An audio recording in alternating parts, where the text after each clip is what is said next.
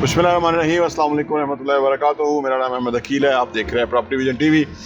Financial planning कैसे की जाती है और फाइनेंशियल प्लानिंग हमारे लिए कितनी इम्पोर्टेंट है, इसके ऊपर अभी गुफ्तगू करेंगे।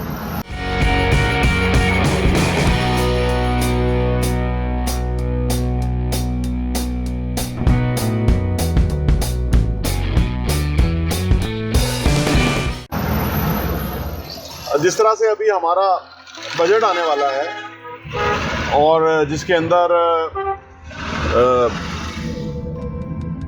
ऐसा किया जाएगा कि जितने MNAs, MPAs, सेनेटर्स, जितने ये अदारों के खर्चे, जजों के, ये जर्नलों के, जितने बड़े बड़े ओहदों पे लोग बैठे हुए हैं, इनके अखराजात कम नहीं किए जाएंगे। सिर्फ जो गरीब आदमी है उसके ऊपर टैक्स और लगा दिया जाएगा। पेट्रोल पे टैक्स, बिजली पे और अदर चीज़ों पे लगा दिया जाएगा और उनको तबाह करने की तरफ एक और कदम बढ़ा दिया जाएगा। सारे बड़े बड़े अमीरों ने, अमीर मिल के ये करेंगे। तो ये बजट है बेसिकली इस तरह। मैं वैसे सियासी तौर पे थोड़ी सी बात कर रहा था, लेकिन अब जो आपकी फाइनेंशियल प्लानिंग है उसकी बात कर लेते हैं। जिस तरह बजट होता है ना, तो उसमें ये प्लान किया जाता है कि इस साल हमारे अखराजात क्या होंगे और आमदनी क्या होगी। और फिर ये जो हुकूमतें हमारी हैं, फिर वही मुझे आना पड़ता है कि ये कर्जा ले लेती हैं और कर्जे का बोझ हमारे ऊपर डाल के फिर ये जरदारी, बिलावल, ये मरियम, ये जो शरीफ एंड शबाज जो भी हैं, ये फिर बरी जमा हो जाते हैं और उनके नीचे बहुत सारे ख़ानदान हैं जो कोई उनके गुलामी में चल रहे हैं और वो उनके भी बहुत पैसे बन रहे हैं। और बजट जो है वो खसारे का होता है और कर्जे का होता है। अगर हम फाइनेंशियल प्लानिंग की तरफ आ जाएं, अपने लेवल पे आ जाएं, हुकूमतों के लेवल से हट के, ज़रा और समझना आसान हो जाएगा। यानी अगले साल, पूरे साल में हमारे क्या अखराजात होने वाले हैं, कितना पैसा हमें किस मद में चाहिए, कौन कौन से डेवलपमेंट के हमने काम करने हैं। मतलब डेवलपमेंट के फल को हमने घर बनाना है, गाड़ी लेनी है और जो काम करने हैं वो हमने कौन से प्लान किए हुए हैं इस साल। अदर जो रेगुलर अखराजात हैं वो क्या हैं, बीमारी के लिए, ये सब चीज़ों के लिए हमें प्लान करना होता है कि भाई ये पैसा हमारे पास इतना होना चाहिए सो दैट कि ये सारे काम हो जाएं।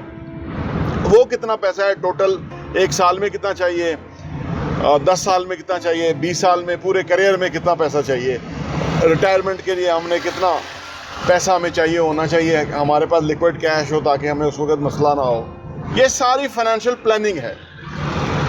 और इसको फिर और फर्दर आप ले जाएं, हमारी हुकूमतें तो कर्जे पे चलती है ना, तो फिर ये तो कर्जे और सूद की फिक्र करते हैं ना।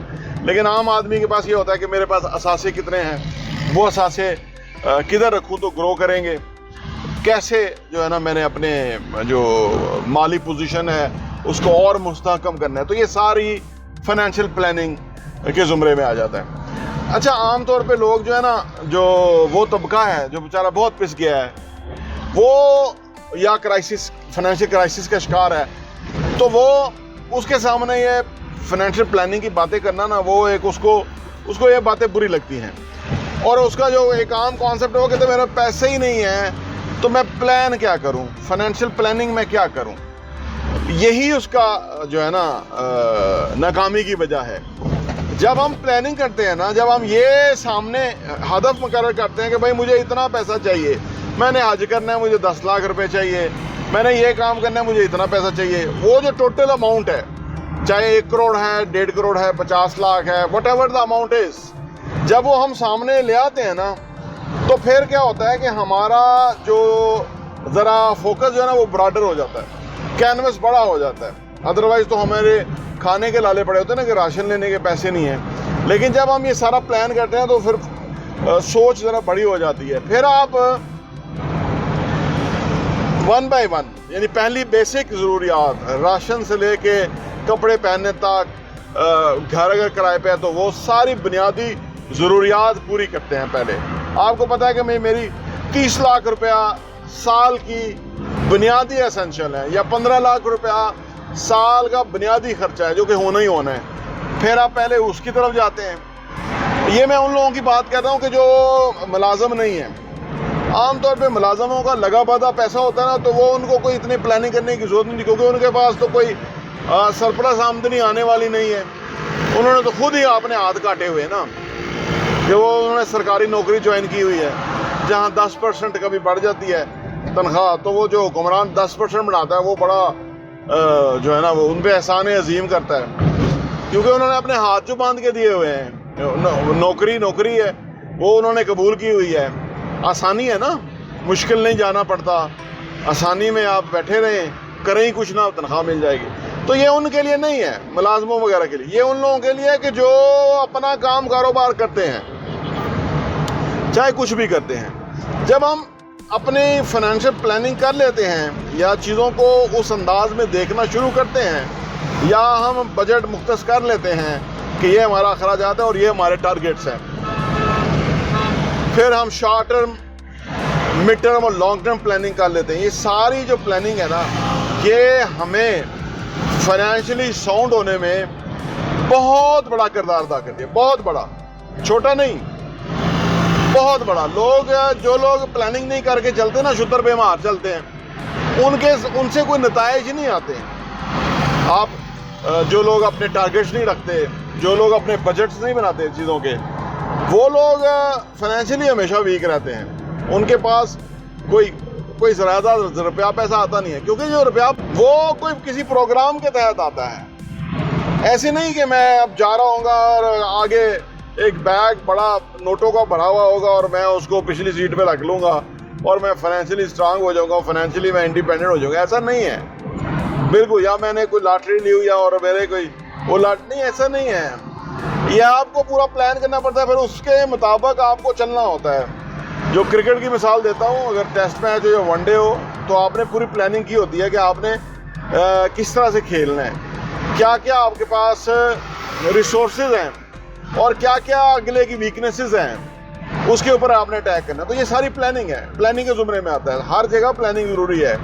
अगर हम 1 घंटा प्लान कर रहे हैं तो 4 घंटे हमारे बच सकते हैं, और अगर 1 दिन प्लान कर लें 4 दिन बच सकते हैं। तो सो प्लानिंग की बहुत इंपॉर्टेंट है, और फाइनेंशियल प्लानिंग हमें अपनी करनी ही चाहिए, और उसके बगैर मुआशी तरक्की नहीं हो सकती। गुज़र-औक़ात तो हो सकता है, मुआशी तरक्की नहीं हो सकती। मुआशी तरक्की जो है ना, उसके लिए ज़रूरी है कि हम अपनी फाइनेंशियल प्लानिंग करें। तो जो फाइनेंशियल प्लानिंग है ये ज़रूरी है इंसान के लिए, इसीलिए वो आगे बढ़ता है ज़िंदगी में। आपको पता है कोई लोग बहुत बड़ी काम करते हैं, बड़ी फाइनेंशियल पोजीशन पे होते हैं जी, क्योंकि उन्होंने फाइनेंशियल प्लान किया होता है। जब आप सोचेंगे नहीं कि यहाँ होंगे तो होंगे कैसे। कहते हैं एक दफ़ा चीज़ दिमाग में बनती है, फिर वो पेपर पे आती है, और फिर वो रियल लाइफ में इम्प्लीमेंट होती है।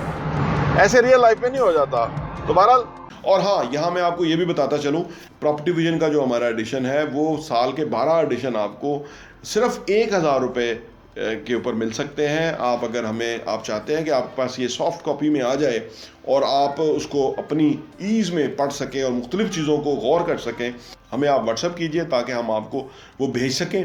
और आप सिर्फ 1000 रुपये में हमारे 12 एडिशन पूरे साल के 2022 के आपको मिल जाएंगे, और आपके लिए वो बहुत ही ज़बरदस्त इन्फॉर्मेशन होगी। आप किसी के साथ शेयर भी कर सकते हैं, अपने लोगों के साथ भी, ताकि आप वो कंटेंट पढ़ें, वो मवाद पढ़ेंगे। जिस तरह आप अच्छा कंटेंट पढ़ेंगे कि कैसे पैसा कमाना है, कैसे पैसे को मल्टीप्लाई करना है, कैसे पैसे की टेक केयर करनी है, कैसे पैसे को जो है ना वो सही जगह पे डायरेक्शन पे लगाना है, कैसे एसेट्स बनाने हैं, असासों से किस तरह कमाना है, और वो कमाने के बाद उन पैसों को किस तरह से इन्वेस्ट करना है। इस तरह की बहुत ही ज़बरदस्त इन्फॉर्मेशन जो है वो रियल एस्टेट के हवाले से हम प्रॉपर्टी विजन के मैगज़ीन के अंदर पब्लिश करते हैं, और वो हम आपको इंशाल्लाह भेजेंगे। सिर्फ 1000 रुपये में 12 एडिशन आपको मिलेंगे। हमारे चैनल प्रॉपर्टी विजन टीवी को लाइक कीजिए, सब्सक्राइब कीजिए और बेल आइकन प्रेस कीजिए ताकि आपको हमारी लेटेस्ट वीडियो मिलती रहे। बहुत बहुत शुक्रिया।